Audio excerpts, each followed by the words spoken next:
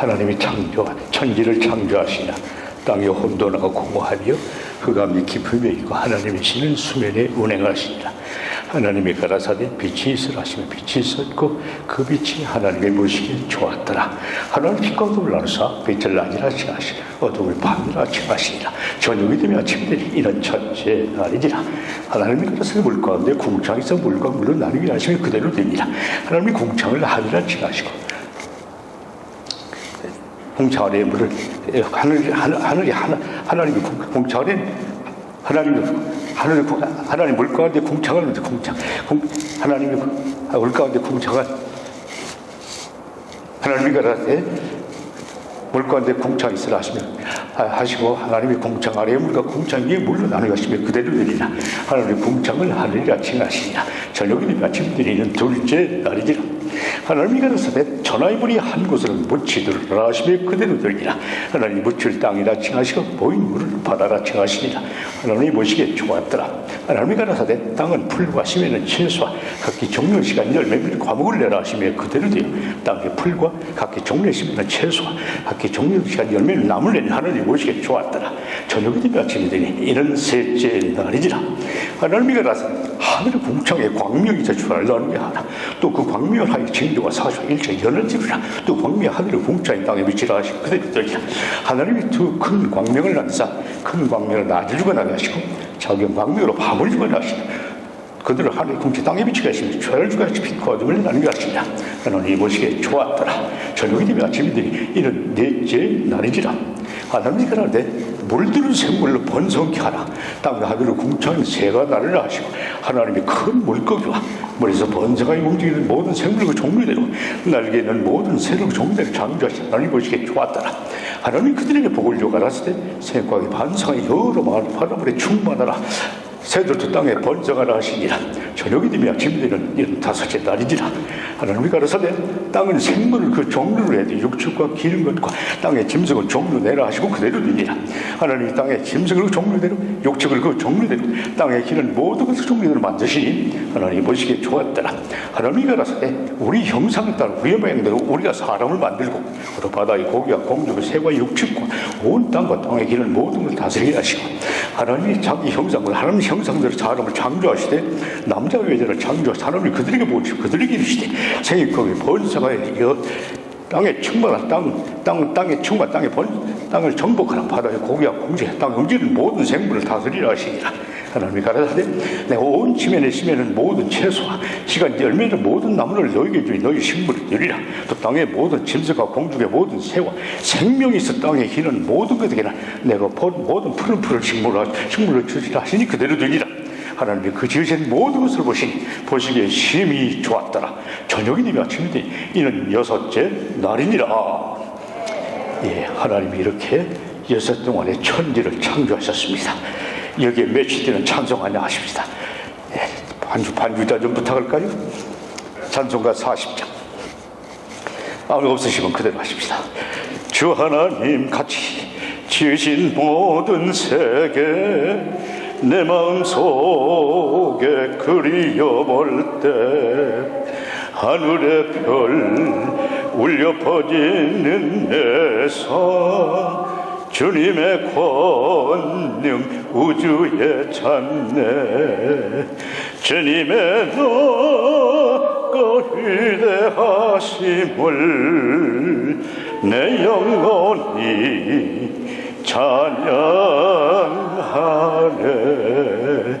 주님의 높고 위대하심을 내 영혼이 찬양하네. 숲속이나 험한 산 골짜기에서 지저귀 있는 저 새소리들과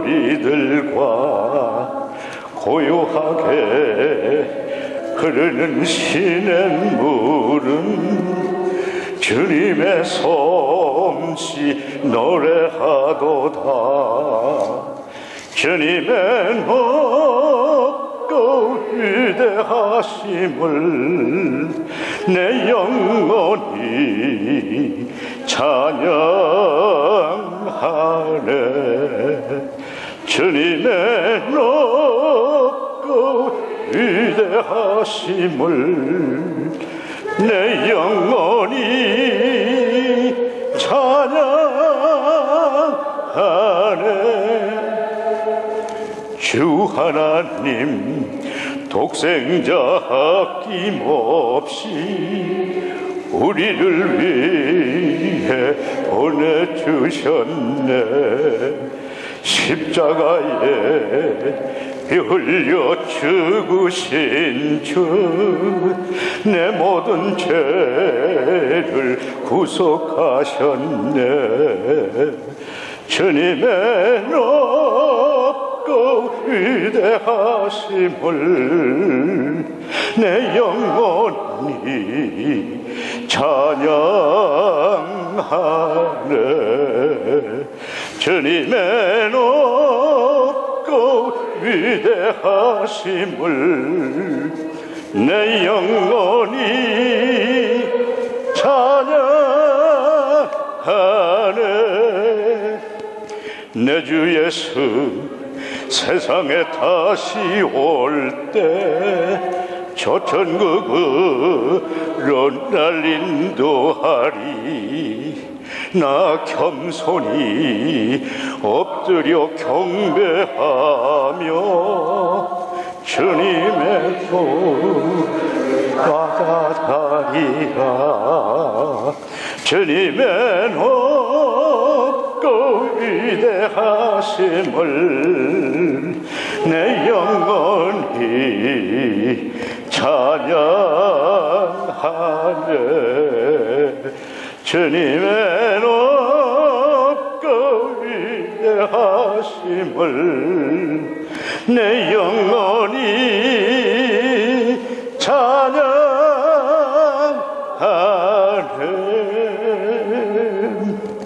어느 날 제가 창세기 1장을 새벽 아침 일찍 일어나서 조용히 소리를 내어 암송을 했습니다. 또 이 찬송을 불렀습니다. 또 암송을 했습니다. 근데 오늘 하나님께서 제게 놀라운 은혜를 주셔서 천지 창조의 현장을 제게 느끼게 해주셨습니다. 제가 창세기 1장을 암송하는데 하나님이 천지를 창조하시는 거예요. 그리고 제가 그 옆에 앉아서 구경을 하고 있더라고요. 빛이 있으라. 그 어둡고 캄캄한 세계 확 빨갛지. 묻히 드러나라. 산들이 드러나죠. 물이 모이라. 바다가 되죠. 이야, 하나님이 위대하신 분인 제가 알고 있습니다. 지적으로 알고 있습니다. 그렇게 위대하신 분은 처음으로 느껴봤습니다. 얼마나 위대하신지. 이야, 정말 위대하신 분이구나. 한 말씀으로 천지가 다 생기고 너무너무 위대하시구나. 지식이 아니라 실감을 저한테 주시더라고요. 그런데 놀란 것은 그 위대하신 그분이 저의 아버지시더라고요. 얼마나 자랑스러운지. 이걸 깨닫고 나니까 좀 어려운 문제 있다가도 아버지 하면 끝나요. 그분이 우리 아버지예요. 나를 얼마나 사랑하시는지 몰라요. 나 같으면 하나 구원하시려고 독생 성자까지 죽는 자리에 내어주신 분이에요. 아버지 한마디로 기도가 끝나더라니까요. 얼마나 위대하신 분, 내 아버지예요. 여러분, 오늘 성경 특강을 하면서 여러분에게 강조하는 것은 체험적인 신앙입니다. 성경을 우리가 읽을 때 지식으로 읽었는데 아닙니다. 이제 성경을 체험해야 됩니다. 현장이 내게 다가와야 됩니다. 하나님의 말씀으로 들려줘야 됩니다. 감격이 와야 됩니다. 눈물이 나야 됩니다. 위대하신 하나님으로 느껴야 됩니다. 성경을 이제는 지식으로 읽으면 안 됩니다. 체험하기 위해서 읽어야 됩니다. 그걸 원하십니다. 성령께서 우리에게 성경을 주신 목적이 체험하라고 주신 것입니다. 지식만 가지고 있으라고 주신 것입니다. 이제 성경을 읽는 자세가 달라져야 됩니다. 마태복음 1장을 펴시죠.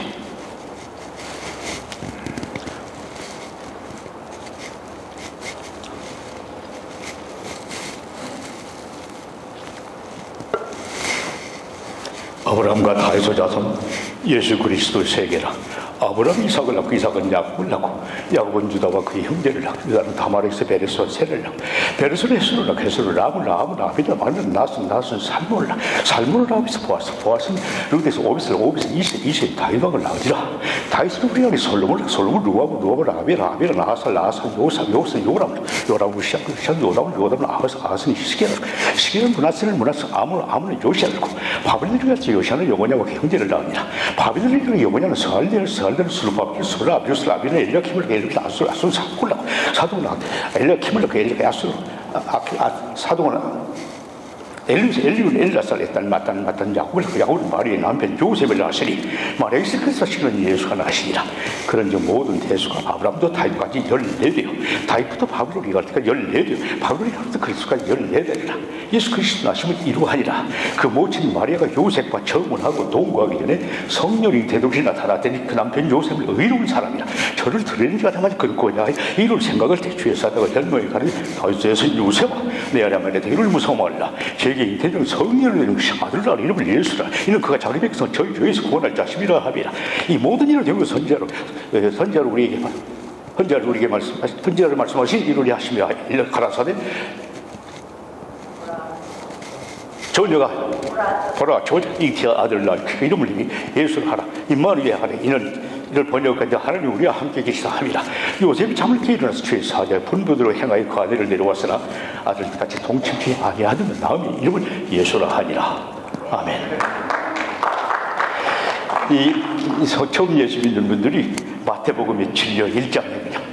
마태복음이 신약성경의 첫 권 아니에요. 근데 훈련하면 잘 돼요. 훈련하면 마태복음 1장을 자꾸 하면은 저희가 지난 주일날 성경 암송 세미나를 했는데 암송을 우리들이 생각할 때 기억력으로 한다고 생각하니까 기억력이 나쁘다 생각하시는 분들은 포기해요. 안 하려고 그래요. 또 나이가 많이 드신 분들은 나 이제 틀렸어 포기해요. 근데 여러분 꼭 알아야 될 것은 암송은 훈련입니다. 기억력으로 하는 게 아닙니다. 기억력이 좋은 분들은 빨리 외웁니다. 그러나 빨리 잊어버립니다. 머리가 나쁜 분들은 오래 합니다. 오래 남습니다. 어떤 분들이 나는 돌대가리라 못합니다. 근데 돌대가리가 소망이 있습니다. 돌에다 한번 새겨놓으면 절대 없어지지 않습니다. 그래서 머리가 나쁘다고 생각하는 의사도 시작하십시오. 그 사람들이 더 잘합니다. 왜? 훈련을 더 열심히 하기 때문에. 제가 지금 나이가 많아요. 근데 지금도 암송을 해요. 왜? 훈련이기 때문에 돼요. 지난 주일에 얘기했지만 암송을 하면 이점이 너무 많아요. 기억력이 감퇴되지 않아 계속 정진됩니다. 암송하면 제 나이가 지금 기억력이 감퇴될 나이입니다. 그러나 정진되고 있습니다. 그리고 암송을 하면 절대로 치매에 안 걸립니다. 제 친구 하나도 치매에 걸렸는데 비참합니다. 몰라봐요. 딴소리 해요. 가족도 몰라봐요. 아주 비참한 병이더라고 치매가. 근데 암송을 하면 뇌에서 엄청난 투쟁을 해야 됩니다. 치매에 걸릴 염려가 없을 것 같아요. 저는 치매에 앉을 것 같아요. 제 집사람이 암송을 안 해서 당신 치매 걸리면 어떻게 하려고 그래. 나도 몰라보면 어떻게 하려고 그래. 그래서 몇 년 전부터 시작을 했어요. 암송을. 나이 드신 분들도 시작하십시오. 치매 예방에 최고로 좋은 것 같아요. 그래서 훈련, 이 마태복음 1장을 훈련으로 하면 돼요. 근데 우리는 생각할 때 암송이라는 건 기억력으로 머리로 한다 생각하는데 머리로 하면 얼마 못 갑니다. 혀를 훈련시켜야 됩니다. 머리를 다 외워도 혀가 말을 안 듣습니다. 별도로 놉니다. 혀하고 머리하고. 그래서 머리를 외워가지고 혀를 훈련을 시켜야 됩니다.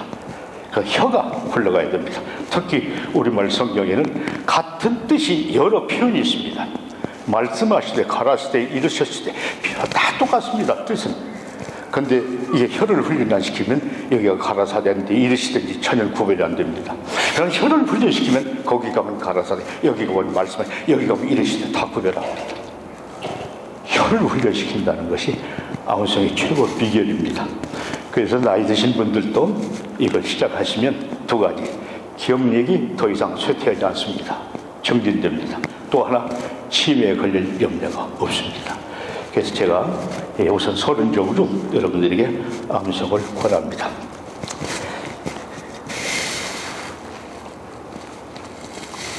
저희 마태복음 1장을 따발충처럼 외우면은 사람들이 나도 한번 해보지 그래요. 그러나 쉽게 되지 않습니다. 전월 목사님이 제가 그러니까 나도 한다 그래요. 다음 성경 통독 훈련 때 자기가 시범하겠대요. 그러시라고. 때 오셨어요. 하시라고. 안 되더래요. 어떻게 했냐 했더니 마태복음 1장을 100번을 읽었대요. 그 눈을 딱 감았더니 아브라함도 생각이 안 나더래요.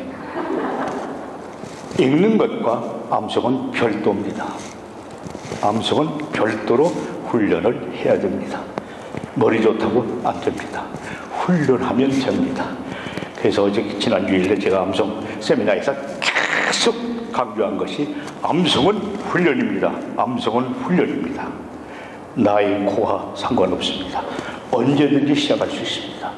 그렇게 하시고 시작하시고 제가 권면을 했습니다. 자, 이제 변론으로 돌아가겠습니다.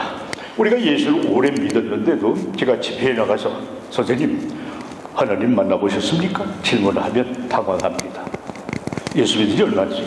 오래됐죠. 근데 하나님 못 만나보셨어요? 예수를 믿으면서 하나님을 못 만나봤다는 건 심각한 문제입니다. 남녀가 사랑하는데 한 번도 만나본 일이 없어. 그리고 어떻게 사랑을 해요? 예수를 10년, 20년 믿고 하나님을 못 만났다는 건, 그러고도 이 하나님을 믿고 있다면 두 가지입니다. 하나는 미친 사람이고 하나는 기적입니다. 그리고 어떻게 사랑을 합니까? 그리고 어떻게 예수를 믿습니까? 만나보지도 못한 사람을, 그분을 어떻게 사랑합니까? 사랑은 교제 속에서 자라가는 거거든요. 만나야 사랑이 자라갑니다. 하나님을 못 만나니까 믿음이 자라지를 않습니다. 요한복음 1장 1절 여러분들만 읽으실 거예요. 오늘 제 말씀의 본문이 됩니다만, 태초에 말씀이 계시니라. 이 말씀이 하나님과 함께 계셨으니 이 말씀은 곧 하나님이시니라. 이 말씀은 곧 하나님이시니라. 하나님과 하나님의 말씀 같은 분입니다. 근데 우리는 하나님을 향해서 막 대적을 하면 큰일 나는 줄 알아요. 그러나 하나님 말씀쯤 어기는 건 괜찮게 생각을 해요. 하나님 말씀 어기고 막 통곡하고 회개한 사람 좀 못 봤어요. 구별을 하려고 그래요. 근데 성경은 똑같다고 얘기해요. 사무엘상 15장 23절에 보면 그 인쇄물에 다 나와 있습니다. 사울왕이 하나님의 말씀을 불복종했습니다. 사무엘을 통해서 지적을 합니다. 왕이 여호와의 말씀을 버렸으므로 여호와께서도 왕을 버려 왕이 되지게 못하셨나이다 합니다. 사울왕이 여호와를 버린 일이 없습니다. 죽을 때까지 여호와 섬겼습니다. 근데 버렸다고 그럽니다. 왜? 말씀을 버렸기 때문에. 사울은 버림받았습니다. 비참하게 죽었습니다. 정말 하나님이 버리셨습니다. 그는 하나님을 버린 일은 없습니다. 말씀을 버렸습니다. 그랬더니 하나님이 그를 버렸습니다. 버렸다고 단정합니다. 똑같이 취급하십니다. 말씀을 버리면 하나님을 버린 걸로, 하나님은 말씀과 당신이 동격이기 때문에 그렇게 말합니다. 오늘 본론 말씀 보면 하나님과 말씀이 동격이신 이유가 거기 있습니다. 첫째, 태초로부터 말씀이 계십니다. 오늘 본문에 태초의 말씀이 계십니다. 그 다음에 영원 불변합니다. 그 다음에 전지전능하십니다. 그 다음에 살아계십니다. 하나님과 함께, 항상 함께 계십니다.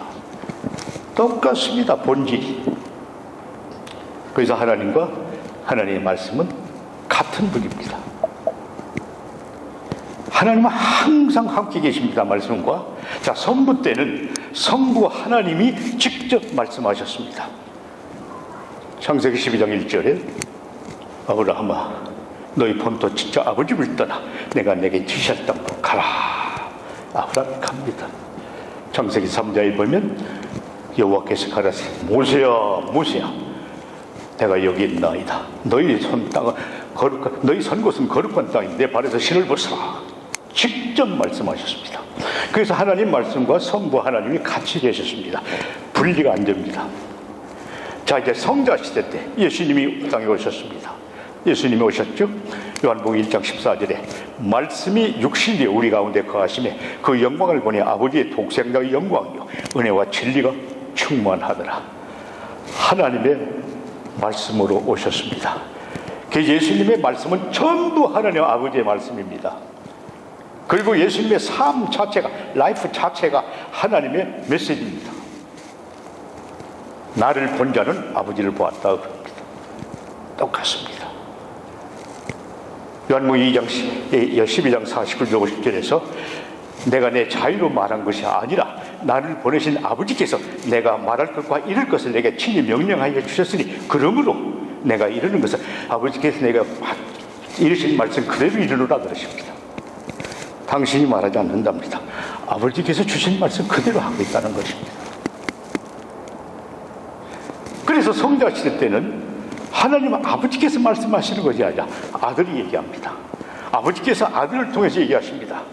그래서 사복음서에 보면 하나님의 음성이 들려온 일이 딱 3번밖에 없습니다. 예수님이 세례받을 때 이는 내 아들이요 내 사랑하는 자라. 산상봉을 변호산상에서 이는 내 아들은 내 사랑하는 아들이요 내 기뻐하는 자 너희 저희 말을 들으라. 그 다음에 예수님께서 십자가상에서 십자가 아래서 십자가를 놓고 고민할 때 내가 이미 영광을 받았고 또다시 영광을 받으리라. 3번 딱 요한복음 12장에 나옵니다. 그 이상은 없습니다. 그때는 성자 시대입니다. 하나님께서 구별합니다, 시대를. 그래서 성자 시대 때는 하나님 말씀 안 하십니다. 성자가 얘기하십니다. 우리가 살고 있는 지금은 성령 시대입니다. 성령 시대는 성령께서 하나님과 함께 계시고 성령께서 성경을 통해서 우리에게 말씀하십니다. 이 성경은 성령께서 쓰신 책입니다. 성령의 감동으로 성령을 받은 사람들에게 하나님이 말씀하여 기록한 게 성경입니다. 지금은 하나님 직접 말씀 안 하시고 예수님이 말씀 안 하시고 성령께서 성경을 통해서 말하는 시대에 우리가 살고 있습니다. 이 시대에 따라서 하나님은 구별을 합니다. 그래서 지금은 하나님의 음성이 거의 들려오지 않습니다. 예수님의 음성도 들려오지 않습니다. 성경 말씀 가지고 말씀하십니다. 물론 하나님은 전지전능하신 분이에요. 절대적인 주권자예요. 하실 수 있어요. 예외적으로 하실 수도 있어요. 안 하십니다. 사도행전 보면 사도 바울이 예수님 핍박할 때 하늘에서 예수 그리스도의 음성이 들려오죠. 빛으로. 스데반이 돌에 맞아 죽을 때 눈을 들어보니까 예수님이 하나님 좌편에 우편에 서신 것을 보시죠. 뭐 그런 정도의 예외 사건 외에는 음성이 들려오지 않습니다. 전부 성령 시대입니다. 그런데 성령께서 당신이 친히 기록하신 이 성경책을 가지고 지금은 말씀하는 시대입니다. 아주 중요한 시대입니다. 자, 베드로후서 1장 21절 여러분들 인쇄물 2페이지 보세요. 맨 위에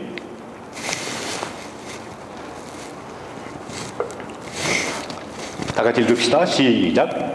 예언은 언제든지 사람의 뜻으로 낸 것이 아니요 오직 성령의 감동하심을 입은 사람들이 하나님께 받아 말하는 것임이니라. 갈라디아 1장 11절 12절 시작. 형제들아 내가 너희에게 알게 하노니 내가 전한 복음이 사람의 뜻을 따라 된 것이 아니라 이는 내가 사람에게 받은 것도 아니요 배운 것도 아니요 오직 예수 그리스도의 계시로 말미암은 것이라. 예, 지금은 신약 성경의 약 절반 이상을 기록한 사도 바울도 예수 그리스도의 계시로 썼다고 그럽니다. 그래서 요한복음 14장 26절에 보혜사보다 아버지께서 내 이름으로 보내신 성령 그가 너에게 모든 것을 가르치시고 내가 너에게 말한 모든 것을 생각나게 하시. 이게 성령이 다 하셔요. 성령의 말씀도 깨닫게 해주시고 생각나게 해주시고 다 그렇게 하셔요. 이제 그런 시대에 우리가 지금 살고 있습니다. 그래서 하나님께서는 하나님을 사랑한다는 것과 하나님 말씀을 사랑한다는 것, 이게 말씀을 사랑한다는 말은 말씀을 순종한다는 얘기거든요. 똑같이 취급하십니다. 그 요한복음 14장 15절에 너희가 나를 사랑하면 나의 계명을 지킨다. 당연히 하나로 취급하십니다. 요한일서 5장 3절에 하나님을 사랑하는 이것이니 우리가 그의 계명들을 지키는 것이다. 하나님을 추상적인 얘기가 아닙니다. 나 하나님을 사랑합니다. 추상적인 얘기 아닙니다. 그래? 내 계명을 지켜라. 하나님이 사랑하는 건 하나님 말씀을 순종하는 것입니다. 내가 하나님을 얼마나 사랑하는가? 말씀을 순종하는 만큼 사랑하는 것입니다. 난 말씀 순종 못해도 하나님 사랑합니다. 거짓말이다 그러십니다. 하나님의 사랑하는 정도는 그 분의 말씀을 순종하는 정도고 비례가 됩니다. 그래서 여러분들이 우리 자신의 믿음을 측정할 수 있습니다. 내 믿음의 현주소는 내가 순종하는 그 자리까지입니다. 그 이상 아닙니다. 내가 말씀을 순종 못해도 난 믿음이 있다고 절대 하나님 그렇게 인정 안 하십니다. 네가 순종하는 그 자리가 네 믿음의 현주소다 그러십니다. 우리는 스스로 우리의 믿음을 측정할 수가 있습니다. 여러분이 순종하지 못하는 건 여러분의 믿음이 아닙니다. 이제 순종의 범위를 넓혀 나가야 됩니다. 그래야 믿음이 성장하는 것입니다. 구체적입니다. 믿음이 추상적인 게 아닙니다. 아주 구체적입니다. 하나님은 절대로 하나님을 사랑하는 말씀과 말씀을 순종하는 걸 분리하지 않습니다. 거기 신명기 10장 12절 13절 다 같이 읽어봅시다. 시작. 이스라엘아, 내 하나님 여호와께서 내게 요구하는 것이 무엇이냐? 그건 내 하나님 여호와를 경외하여 그 모든 도를 행하고 그를 사랑하며 마음을 다하고 성품을 다하여 내 하나님 여호와를 섬기고 내가 오늘날 내 행복을 위하여 내게 명하는 여호와의 명령과 규례를 지킬 것이 아니냐? 보세요. 여호와를 경외하여 사랑하며 섬기며 그 다음에 뭐라고? 그 도를 행하고 여호와의 명령과 규례를 지키라 그럽니다. 언제고 같이 따라다닙니다. 같이 따라다닙니다. 예수님께서 누가복음 9장 26절에 누구든지 내 말을 부끄러워하면 인자도 자기와 아버지와 거룩한 천사들의 영광으로 올 때 그 사람을 부끄러워하리라. 나와 내 말을 꼭 같이 하십니다. 부끄러우면 나도 그 사람 부끄러워하겠다. 시편 128편 1절 2절에 여호와를 경외하며 그 도에 행하는 자마다 복이 있도다. 내가 내 소리 수고한 대로 먹을지라 내가 복되고 형통하리로다. 이야, 여호와를 경외하면 이런 복이 있구나. 나 여호와 경외해. 그럼 내 이런 복을 받겠구나. 그 다음에 보세요. 여호와를 경외하며 그 도에 행하는 자마다입니다. 경외로 끝나는 게 아닙니다. 그 분의 말씀을 순종해야 됩니다. 그 사람이 그 복을 받습니다. 분리가 아닙니다. 언제 같이 따라다닙니다. 절대로 분리해서 생각하면 안 됩니다. 우리는 같이 생각을 해야 됩니다.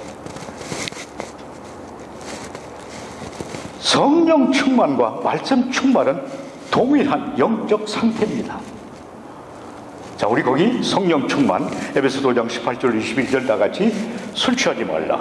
이는 방탕한 것이니 오직 성령의 충만을 받으라. 시와 찬미와 신령한 노래로 서로 화답하며 너희 마음으로 주께 노래하며 찬송하며 범사의 우리 주 예수 그리스도의 이름으로 항상 아버지 하나님께 감사하며 그리스도를 경외함으로 피차 복종하라. 그 다음에 그 밑에 말씀 충만 봅시다. 골로새 3장 16절 17절 그리스도의 말씀이 너희 속에 풍성히 거하여 모두 지혜로 피차 가르치며 권면하고 시와 찬미와 신령한 노래를 부르며 마음의 감사함으로 하나님을 찬양하고 또 무엇을 하든지 말하느냐 다 주의 쓰름하고 그를 힘입어 하나님 아버지께 감사하라. 위에 보면 세 가지입니다. 성령 충만, 이게 성령께 사로잡히면 그 사람은 첫째 하나님을 찬양합니다. 하나님만 높입니다. 하나님만 높입니다. 그분을 높이지 않고는 힘들 수 없습니다. 자기는 높이지 않습니다. 하나님만 높입니다. 그 다음에 겸손합니다. 겸손합니다. 그 다음에 세 번째 감사가 넘칩니다. 이 세 가지가 성령 충만한 사람의 열매입니다.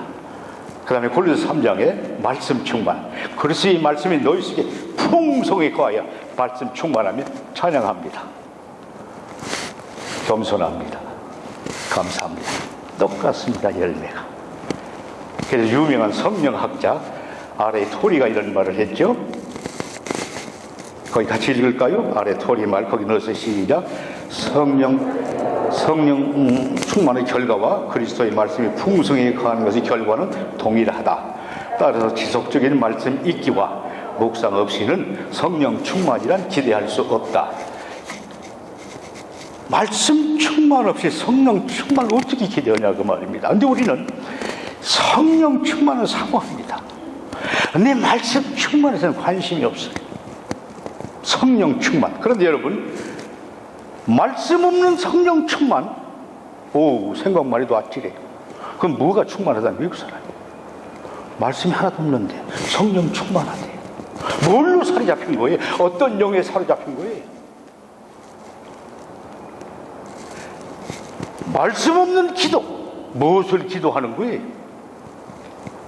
말씀 없는 전도, 뭘 전도하는 거예요? 그렇잖아요. 말씀 없는 능력, 무슨 능력이 있다는 거예요? 심지어 말씀 없는 교회 부흥, 인간의 힘으로 사람 모을 수 있습니다. 말씀은 없습니다. 겉으로 보기에는 부흥입니다. 하나님 올 때는 아닙니다. 진정한 부흥은 말씀이 왕성한 교회입니다. 제가 며칠 전에 베들레헴 교회 와서 예배를 드렸습니다. 우리 목사님께서 그날 얼마나 설교를 은혜롭게 해주시는지, 말씀이 왕성한 교회라는 걸 느꼈습니다. 말씀 중심의 재단이라는 걸 느꼈습니다.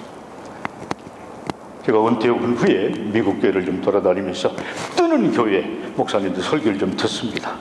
근데요, 이 목사님 앞에서 이런 말씀드려 죄송합니다만은 뜨는 목사님의 설교 스타일이 우리 목사님 똑같더라고요. 우리 목사님 뜰 것 같아요. 이 교회 굉장히 부흥할 것 같아요. 네, 공통이에요. 말씀이 왕성합니다. 대단해요. 너무 설교를 아주 말씀 중심으로 잘해 주시더라고요. 한번 생각해 보세요. 말씀 없는 교회 부흥. 그런 교회 많이 있어요. 실제로 있어요. 수만 명 모이는데 말씀이 없어요. 앞으로 어떻게 될까 걱정이 돼요. 그런 교회들 많이 깨지는 것 봐요. 때가 되면 어려움을 당해요. 조금 늦더라도 말씀을 쌓으려 가야 돼요. 말씀이 왕성한 교회가 그게 참 부흥한 교회예요. 말씀이 없이 성령 충만, 말씀이 없이 기도, 능력, 전도, 교회 부흥 다 무너져요. 전부 무너져요. 하나님의 말씀과 함께 계셔요. 하나님 말씀을 떠나서는 역사하지 않으셔요.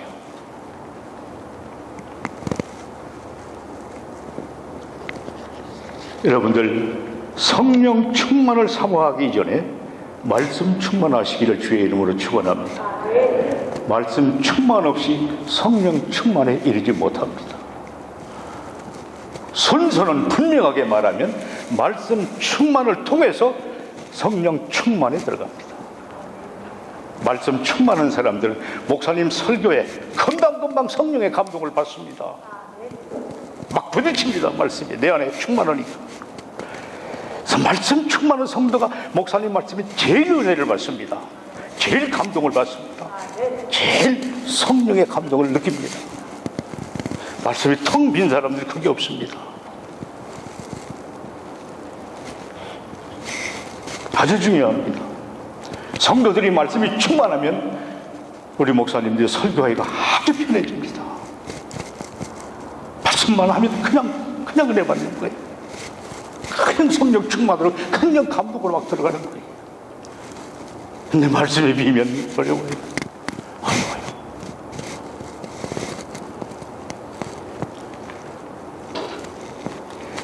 하나님께서는 말씀을 떠나서 안 계십니다. 늘 함께 계십니다. 그러나 하나님은 말씀과 함께 계시지만 그 말씀을 순종하는 그 자리에 자신을 나타냅니다. 자, 거기 요한복음 14장 21절 다 같이 시작.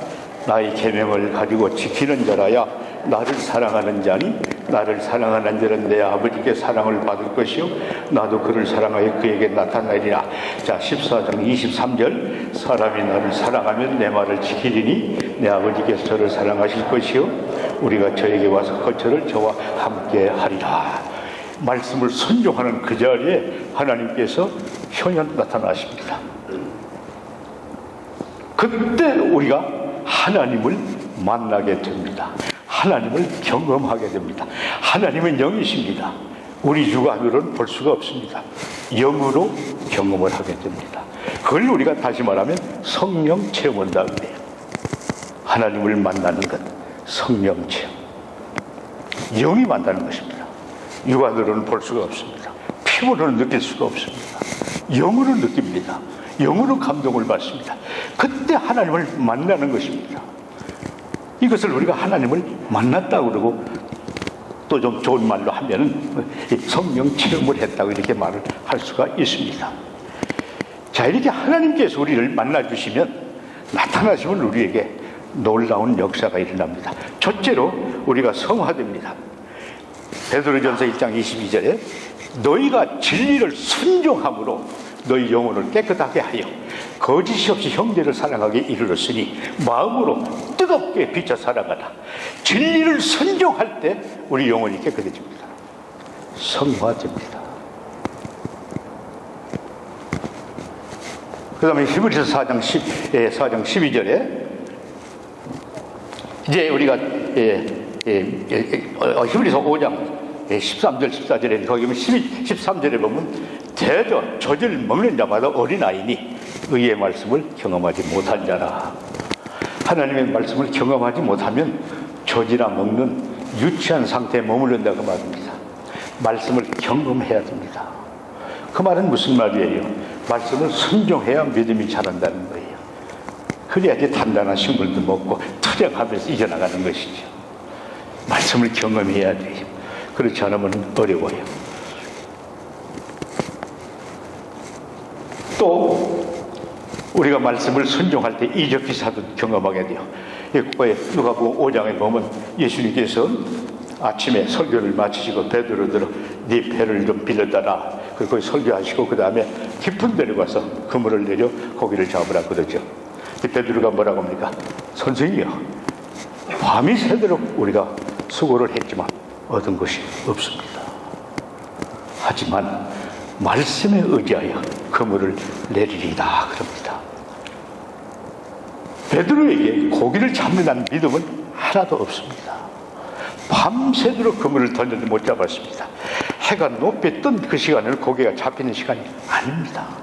그런데 그물을 던지라고 그럽니다. 베드로가 순종하기 어렵습니다. 예수님의 목수 출신입니다.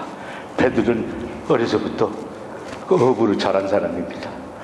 갈릴리 바다를 훤히 보고 있는 사람입니다. 그런데 단순히 선생님 말씀에 순종하겠습니다. 그래서 순종했습니다. 2배에 가득 찬 고기를 잡았습니다. 결과에 대한 믿음은 없습니다.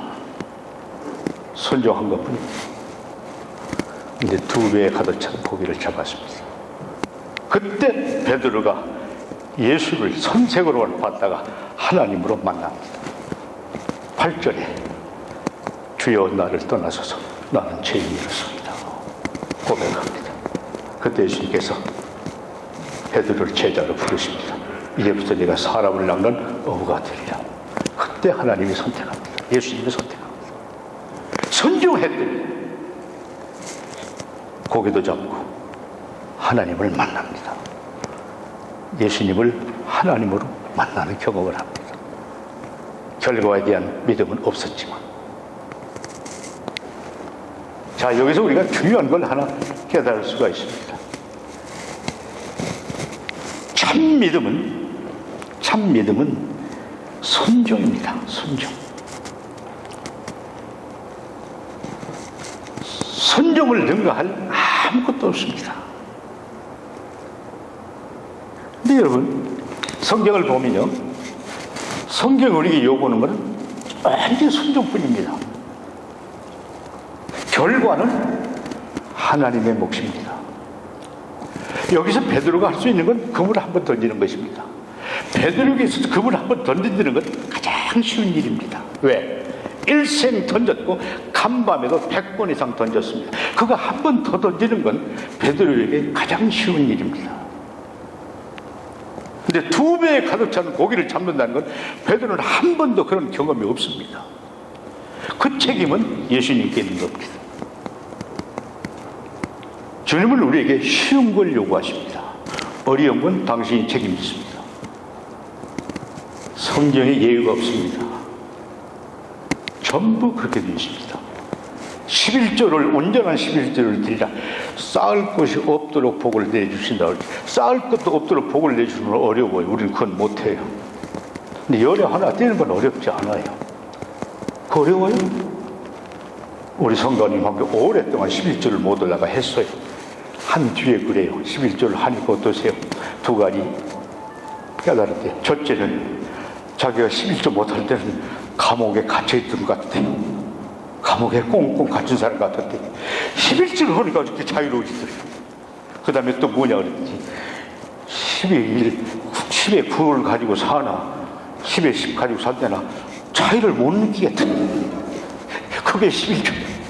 차이를 못 느끼겠다. 근데 그거 요구하면 쌓을 곳도 없도록 채워주는 건 주님 하시는 일이에요. 그건 어려워. 어려운 건 하나님이 책임지고 우리에게 쉬운 건 요구하는 거예요. 여러분, 전도가 어렵죠. 왜 어려워요? 구원시키는 것까지 자기가 책임나가는 게 어려워요. 우리가 할 건 전도만 하면 돼요. 전하기만 하면 돼요. 내가 만난 예수 소개만 하면 돼요. 근데 그 사람을 기억하고 예수 믿게 하려고 하니까 힘들어요. 그건 하나님의 몫이에요. 전하지도 못해요. 아니, 복음 전하지도 못해요. 내가 믿는 예수를. 그게 전도예요. 책임은 하나님께 맡기세요. 그분이 이끌지 않으면 아무도 못해요.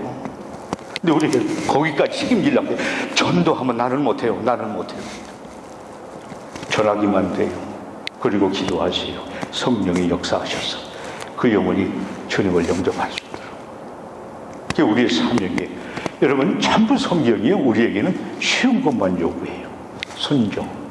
결과된 책임은 전부 하나님의 몫이에요. 결과까지 책임지려고 우리는 할 필요가 없어요. 그것까지 책임지려고 하니까 어려워져요. 근데 어떤 분들은 순종에 관심이 없고 결과에 관심 있는 분들이 있어요. 그래서 복만 받으려고. 이게 기복신앙이에요. 기복신앙은 건전한 신앙이 아니에요. 복 받기 위해서. 우리가 순종하면 복은 하나님이 주시는 선물이에요. 근데 그 선물을 위해서 예수를 믿는다면 잘못된 거예요. 순서가 잘못된 거예요. 그래서 기복신앙은 건전한 신앙이 아니에요. 순종하면 돼요. 그분은 전지전능하신 분이에요. 약속은 절대 어기지 않아요. 순종만 하면 돼요. 신앙생활 쉽죠? 쉬워요. 결과는 책임질 거 없어요. 순종만 하면 돼요. 자, 이 결론 맺습니다. 우리 선호와 신앙 성장은 오직 하나님 말씀을 순종함으로만 이루어집니다. 순종 위에 변화될 수 있는 길이 없습니다. 성경 66권 전체를 봐도 이적 기사로 변화된 사람이 한 사람도 없습니다.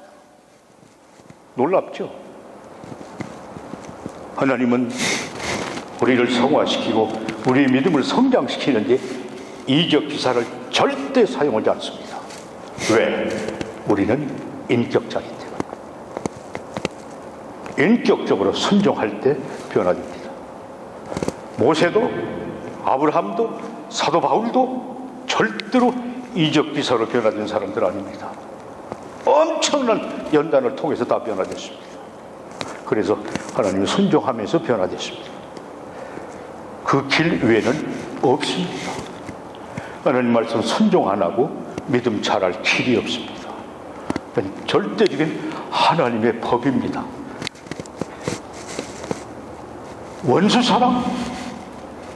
원수 사랑해야 원수를 사랑할 수 있는 사람이 됩니다. 여러분 한번 기도해 보세요.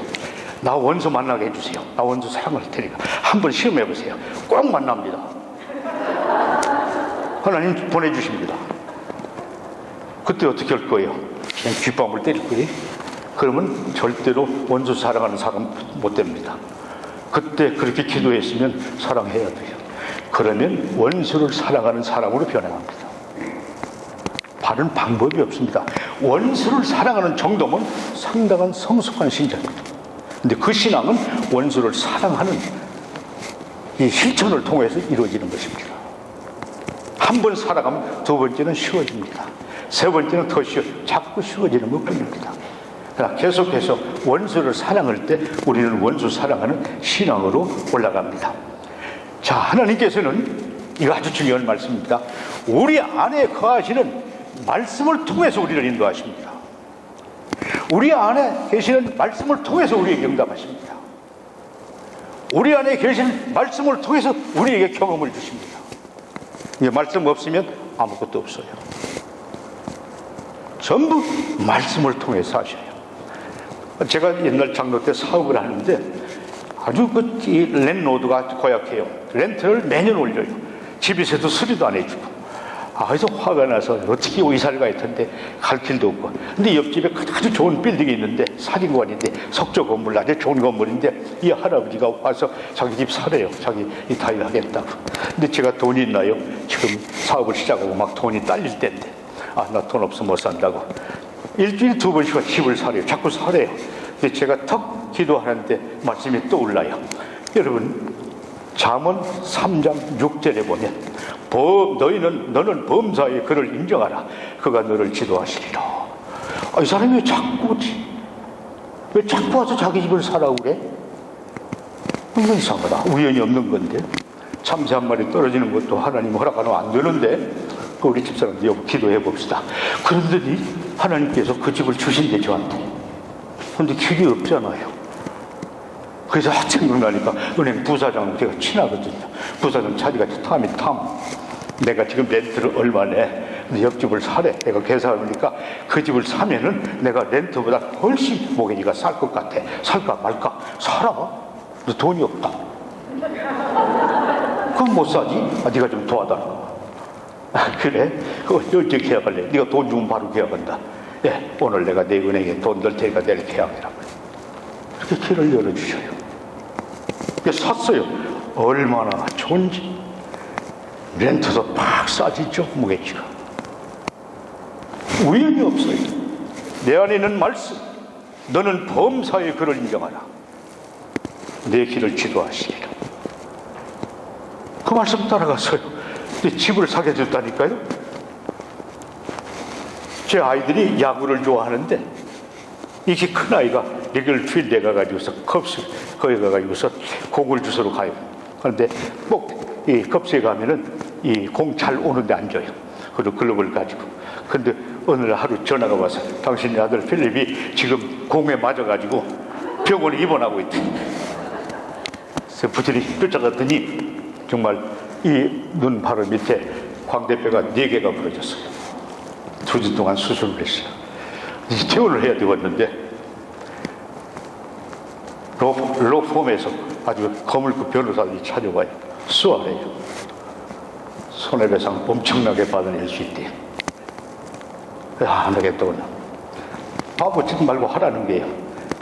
왜 개란티가 되는군이? 리글필드 정관에 시합을 하다 볼에 맞으면 리글필드가 책임이 없답니다. 연습 안에 볼을 맞으면 책임이 있답니다. 근데 우리가 연습 볼에 맞았거든. 이건 100% 받아낼 수 있다는 거예요. 근데 다 계산하더니 네 손에 지금부터 약 30년 전 얘기입니다. 네 손에 최소한 200만 불은 쥐어줄 수 있대요. 네 아들이 이 다음에 커서 정신적으로 문제가 오면 어떻게 할래? 돈이라도 가지고 있어야지. 근데 제가 그때 의료보험도 없을 때거든요. 걱정이 되더라고요. 그래서 기도해. 사실 돈은 제가 욕심내진 않아요. 돈이라는 건 한꺼번에 생기면 잘못돼요. 여러분 그저 복권 사지 마세요. 복권 사가지고 망하는 사람 좀 많이 봤어요. 예. 근데 하나님은 우리가 돈을 어떻게 벌고 어떻게 쓰냐 하면서 우리 인격과 신앙이 자라가요. 이게 블랭크가 생기면 잘못돼요. 반드시 그 과정이 있어야 돼요. 그걸 제가 알기 때문에 돈이 한 번에 많이 생기는 건 별로 탐탁하지 않아요. 돈에는 욕심이 없는데 이 다음에 문제가 생긴다는 것이 걱정이 되는 거예요. 그때 날려서 기도했죠. 이거 이제 태어난 날은 돌아오는데 이거 어떻게 할까? 수를 할까 말까? 기도하는데 하나님께서 말씀을 주셔요. 잠언 22장 1절에 많은 재물보다 명예를 택하지 말고 명예를 택할 것이요 은이나 금보다 은총을 더욱 택할지니라. 맞아. 하나님의 은총을 택하자. 하나님 이 아이를 당신 손에 맡깁니다. 그리고 태어나는 날 보험회사에서 나와서 릴리스 페이퍼에다 사인해줬어요. 나 수 안 하겠다. 그리고 하나님께 맡겼어요. 얼마나 보험회사에서 좋아하는지 돈 5,000불 주더라고. 우리 아이 뭐 사니라고. 너무 좋아가지고. 근데 우리 아이가 지금 46살이에요. 패밀리 프랙티스 의사예요. 의과대학도 잘 나오고. 자, 해서 지금 거의 20년 가까이 의사 생활을 하고 있어요. 아무렇지 않아요. 아주 잘해요. 만약 200만 불을 받았어요. 그 돈이 이자내서 지금 2천만 불 됐어요. 우리 아이가 잘못됐어요. 2천만 원하고 우리 아이하고 비교해요. 하나님께 맡겼더니 그분이 책임지신 거예요. 말씀으로 인도해 주신 말씀으로. 제가 무슨 얘기 하나 할게요. 시간이 좀 갔습니다. 목사님. 우리 청년 하나가 재미있는 청년이 있어. 애틀란타로 이사 가는데 전화가 있어요. 목사님, 제가요 걸프렌드가 둘이 있어요. 그래. 너 복도 많다. 근데 둘 중에 하나를 택해서 결혼을 해야겠는데 좀 고민이 되네. 그래서 뭐냐 그랬더니 하나가 씨는 아주 이쁘대요. 근데 하나 씨는 별로예요. 그래. 근데 왜 그 이쁜 여자가 가지고 그래? 근데 믿음이 괜찮아요. 그래. 근데 왜 별로 여자 그때 믿음이 좋아요. 근데 내가 느끼기에 이쁜 여자 택하고 싶은 거야. 그래서 너 기도 더 해야 되겠다. 그랬죠. 그랬더니 몇 달 후에 전화가 왔어요. 목사님 응답 받았습니다. 그 친구가요 여기 시카고에 가서 경제학 박사과정 할 때도 성경을 한 달에 한 번씩 꼭 읽어요. 친구하고 1년에 12번 내지 13번 읽는 친구예요. 제가 어디 갈 때는 이 예배에서도 가끔 설교 맡겨요. 아주 잘해요.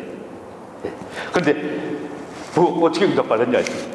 기도하는 주님이 말씀을 주셔요. 뭐 주느냐? 잠언 31장 30절 주시더래. 거기에 이렇게 써 있거든요. 고운 것도 거짓되고 아름다운 것도 헛되나 오직 여호와를 경외하는 여자는 칭찬을 받을지로다. 이게 끝난 거예요. 하나님의 음성으로 들은 거예요. 즉시 순종했어요. 신앙 좋은 여자하고 결혼했어요. 몇 주 전에 저희 집에 왔어요. 여행하면서 하룻밤 우리 집에서 자고 가는데 여자가 이쁘진 않은데 인상이 얼마나 좋은지 몰라요. 안 이뻐도 인상 좋은 여자 있지 않아요? 덕스럽고. 예. 근데 우리 집사람이 그냥 하루 저녁 지내면서 반해버렸어요. 섬기는 것이 몸에 배였어요. 사람 섬기는 것이 얼마나 잘 섬기는지. 역시 하나님이 짝지어준 사람은 틀리는구나. 그걸 느꼈어요. 제 집사람이 너무너무 좋고, 이야, 하나님이 정해준 사람이 이렇게 좋구나. 못할 것이 없어요. 내 안에 말씀이 있으면 뭘 좀 응답을 해주려도 인도를 해주려도 말씀이 있어야 해주지. 그렇잖아요. 하나님도 답답하다고 뭘 말이 통해야지. 이게 좀 알려주고 싶으지. 아는 게 있어야지. 여러분, 제 일생 경험이 수도 없이 많아요. 경험이 내 안에는 말씀으로 나를 인도하시고 응답하시고 교제하시고 그래요. 제가 새벽마다 묵상하는 말씀이 있어요. 요새 이영영 집사님이 저한테 큐티를 보내와서 저희 집사람 은혜를 같이 받아요. 너무 좋은데 제가 새벽마다 거의 빼놓지 않고는 묵상을 이렇게 해요. 이사야서 53장 5절 6절. 그가 찔림은 우리의 허물을 인하며 그가 상함은 우리의 죄악을 인하니라. 그가 징계를 받으면 우리가 평안을 누리고 그가 채찍에 맞으면 우리가 나음을 입었도다. 우리는 다 양 같아서 그릇대가에 각기 집으로 갔더니 여호와께서는 우리 무리의 죄악을 그에게 담당하시켰도다. 십자가 사건 아닙니까? 갈라디아서 4장 4절 5절에 때가 참에 하나님이 그 아들을 보내서 여자에게 나게 하시고 율법에 나게 하시기 위해서 율법을 잃은 자들을 속량하시고 우리로 아들의 명을 얻게 하려 하십니다. 예수님께서 이 땅에 오셔서 인자에 온 것은 섬김을 받으려 아니라 도리어 섬기려 자기 목숨을 많은 사람의 대성물로 주려 함이니라. 이제 겟세마네 동산에 가셨습니다. 십자가를 앞에 놓고 기도하십니다. 내 아버지여, 만일 할만하시거든 이 잔을 내게서 지나가게 하옵소서. 그러나 나의 원대로 마옵시고 아버지의 원대로 하옵소서. 내 아버지여, 만일 내가 마시지 않고 이 잔이 내게서 지나갈 수 없거든 아버지의 원대로 되기를 원하나이다. 예수께서 힘쓰고해서 더욱 간절히 기도하시기 땀이 땅에 떨어지는 핏방울같이 되리라. 때가 제3시가죠. 십자가에 못 박으니라. 조롱합니다. 아, 성전을 흘고 사흘에 짓는 자야, 내가 너를 권하여 십자가에 내리라. 네가 저가 남을 보고 자기를 권할 수 없다. 이스라엘 왕 그리스도가 지금 십자가에 내려 우리로 보고 믿게 할지어다. 아버지여, 저희를 사하여 주옵소서. 자기 하는 것을 알지 못합니다. 오늘 주님의 강도 예수여, 당신이 나를 임하실 때 나를 생각하소서. 내가 진실로 네게 이르노니 오늘 내가 나와 함께 낙원했으리라. 울고 있는 어머니 사도 요한을 보시면서 여자여, 아들이다 보라 내 어머니라. 그때부터 그 처녀가 자기 집에 모시니라. 제6시부터 온 땅에 어둠이 임하여 제9시까지 계속하는 제9시쯤 예수께서 크게 소리 질러 가라사대 엘리 엘리 라마 사박다니, 나의 하나님 나의 하나님 어찌하여 나를 버리셨나이까. 내가 목마르다 다 먹었다. 아버지여, 내 영혼을 아버지의 손에 부탁하나이다. 이 말씀을 하시고 원명하시다. 그중 한 군병이 참으로 옆구리를 찌르니 그 피와 볼이 나오더라. 여러분, 새벽마다 제가 칼보리산에 가서 십자가를 경험합니다.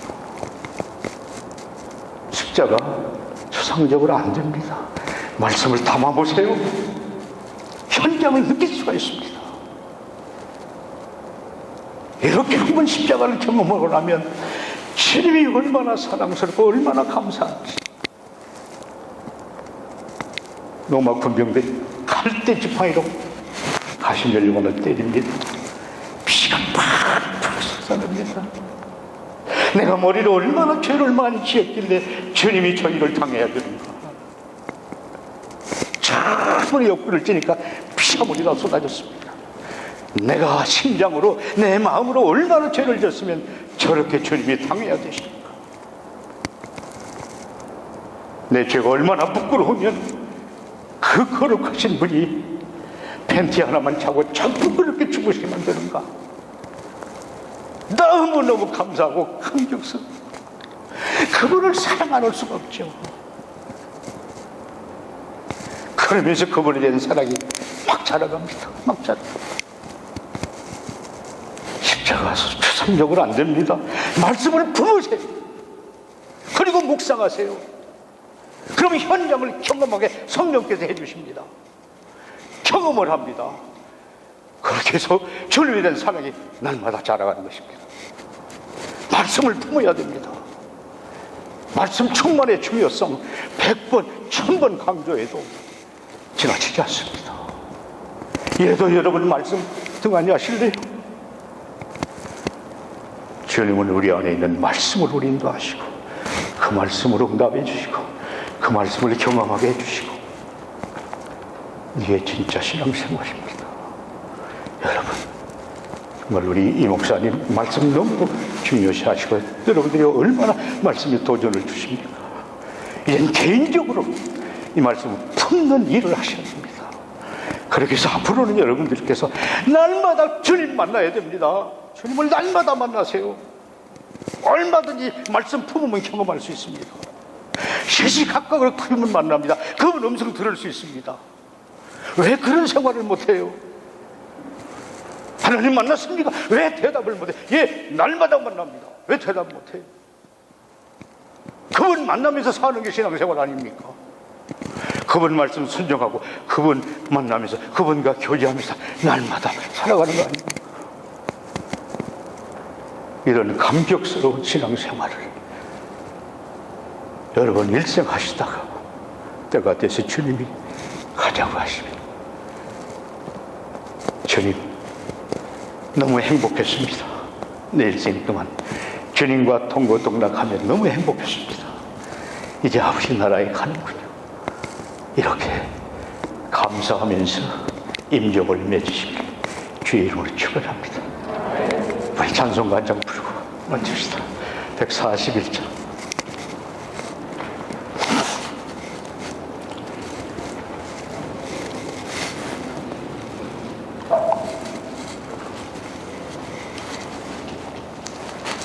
몇몇인가 날 위하여 주 돌아가신다. 이 벌레 같은 날 위에 큰 해 받으셨다. 내 쉬운 죄 다 지시고 못 박히시니 웬일인가 왜이러는가 그 사람 그시라.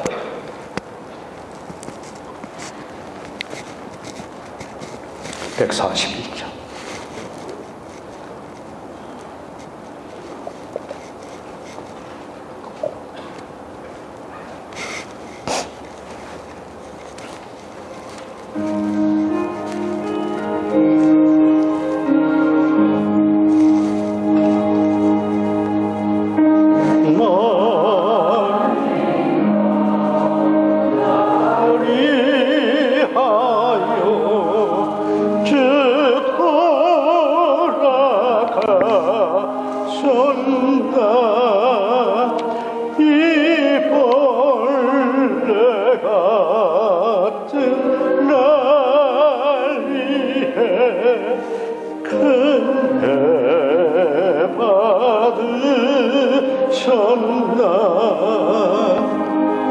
내 지은 죄 다 지시고 못 박히셨으니